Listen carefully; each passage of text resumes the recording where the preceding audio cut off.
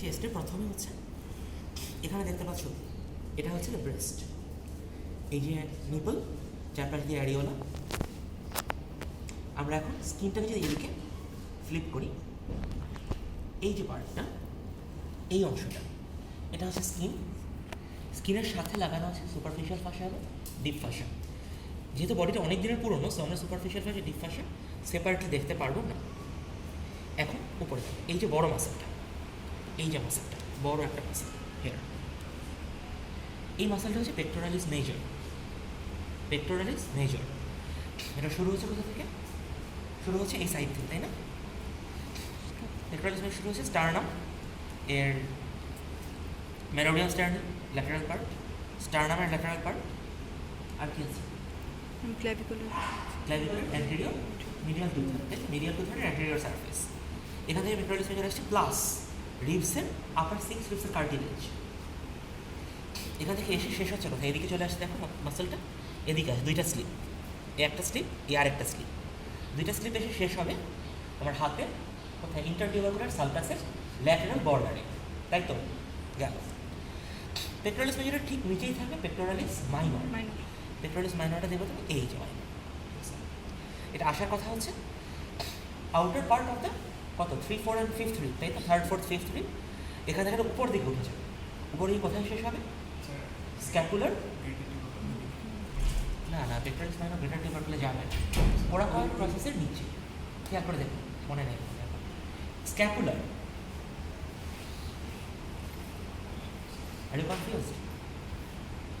দেবজ্যোতি কোথায় শেষ হয়? ওরাকার প্রসেস, ওরাকার প্রসেসে শেষ হয়। ঠিক আছে, গেল এটা। এই মাসলটা সরালে নিচে এখানে কিছু মাসল দেখা যাচ্ছে, যেটা হচ্ছে আমরা জানি ইন্টারকোস্টালিস, এক্সটার্নাস, ইন্টারনাস আর ইন্টিমাস আমরা দেখতে পাই না। কেন পাই না? তার কারণ উপর দিয়ে এখানে সেরাটাস অ্যান্টেরিয়র মাসলটা আছে। 8টা স্লিপ সেরাটাস অ্যান্টেরিয়র মাসলের চলে যায় সোজা স্ক্যাপুলায়, স্ক্যাপুলার মিডিয়াল সারফেসে, মানে মিডিয়াল বর্ডারে, সরি মিডিয়াল বর্ডারে এবং মিডিয়াল সারফেস অবশ্যই।